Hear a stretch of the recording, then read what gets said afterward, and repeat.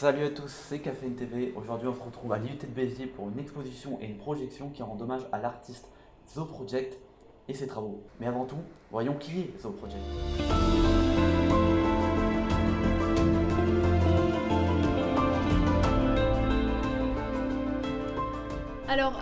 L'hommage à Zo Project, c'est une exposition dédiée à Bilal Berrini, qui est un street graffeur décédé à 23 ans. Du coup, il avait un style un peu particulier, il peignait pas à la bande, il peignait surtout au pinceau. Et il est connu pour avoir fait des toiles de jute et qu'il a exposé sur l'escalier de Potemkin.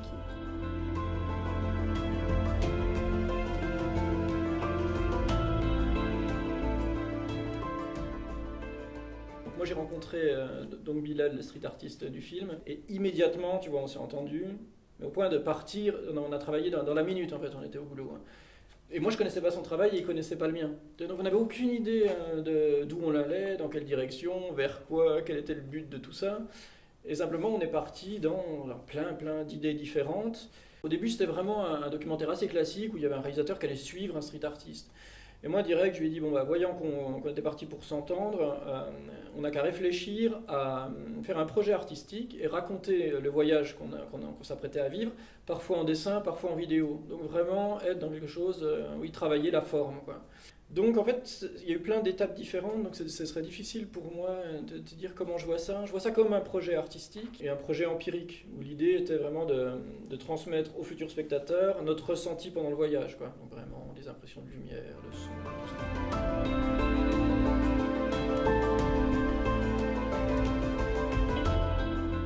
L'itinéraire, par exemple, ça on l'a choisi, c'est moi qui ai choisi la Russie. Parce que l'idée était de pouvoir partir de la France, vraiment, pas prendre l'avion, tu vois, par exemple, pas biaiser les distances, partir de quelque chose qu'on connaissait, donc la France, et avoir un cheminement, et petit à petit aller vers l'inconnu.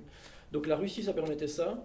Moi, je parlais un peu russe, donc ça allait faciliter forcément les choses. On ne voulait pas aller dans un pays où on ne parlait pas la langue, pour éviter de passer pour des touristes. C'est vraiment un écueil absolument atroce.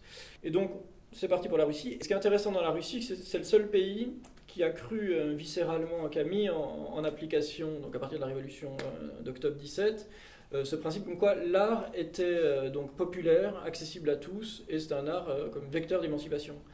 Et la Russie, c'est ça, parce que c'est les bases du communisme. C'est comment, en 17, tous les plus grands artistes n'ont pas fait des œuvres pour des gens très intelligents, des esthètes ou des gens qui étaient dépositaires de la culture, mais ont essayé de toucher vraiment tout le monde, le peuple de base, voilà, la plèbe et tout ça, et il fallait réussir à les émouvoir au moyen de l'art. Et c'était les meilleurs artistes du monde.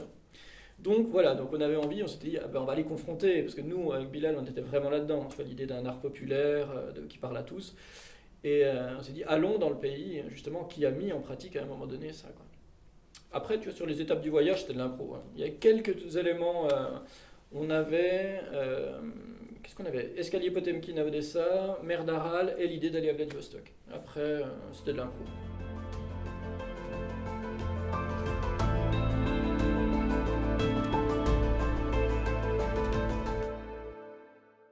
Moi, ce que j'aimais bien, c'est plutôt des trucs récurrents, c'est qu'en Russie, la police, les flics sont pas payés, donc ils essayent d'extorquer des bakshish, donc ils arrêtent en fait tout le monde, tu vois, russe ou étranger.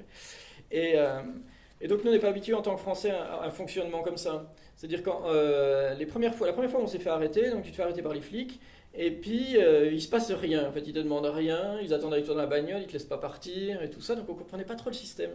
Et puis après, on a commencé à comprendre qu'il fallait donc non seulement donner de l'argent, mais des sommes dérisoires pour pouvoir passer à autre chose, mais qu'il y avait tout un protocole où tu devais donner de l'argent discrètement. Tu avais un des deux flics qui partait, donc tu devais en douce donner l'argent pour que celui qui reste le prête, enfin bon, bref, tout un pataquès. Ce qui fait qu'après, quand on était arrêté par la police, c'était aussi l'intérêt, c'est que la police, vu que l'extorsion de bakshish c'est illégal, il ne représente pas vraiment l'ordre. Donc il y a moyen de s'énerver. Donc moi je me rappelle que j'avais développé un vocabulaire hyper approfondi pour les altercations avec les flics. Et il y a même moyen de gagner contre les flics. Ça c'était trop bien parce que tu gueulais, ça montait, le ton montait, tu lâchais rien en argent, donc parfois on partait sans rien lâcher et tout ça. Et donc ça faisait des rapports super directs qui étaient beaucoup plus simples en fait qu'en France, beaucoup moins risqués du reste, tu vois.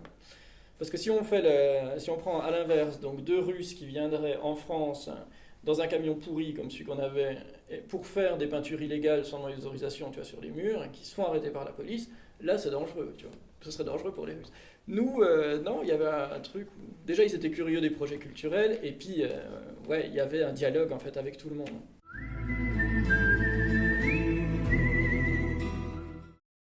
Alors, bah, tu vois, pour le coup, moi, quand je fais des films, quels qu'ils soient, je fais des éditions DVD qui regroupent beaucoup de choses, en fait, qui regroupent non seulement le film, mais tout ce qu'il y a autour, donc les scènes coupées, les choses qui ne marchent pas, les expérimentations diverses et variées, tu vois.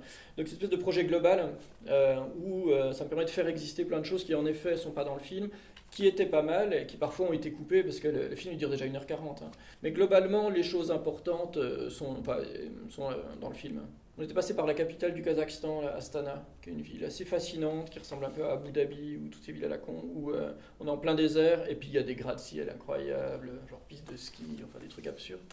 Et bon, on avait des images pas mal, mais on l'a pas mis, ouais, pour des questions de temps, quoi.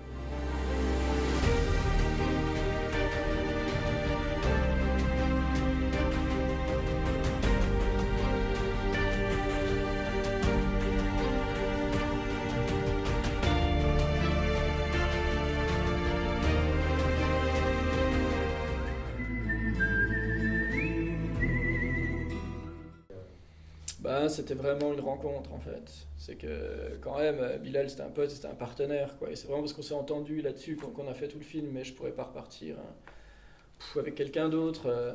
C'est quand même 4 ans en fait de taf, de vie en commun, sur 4 années, donc c'était super intense, mais parce que c'était lui.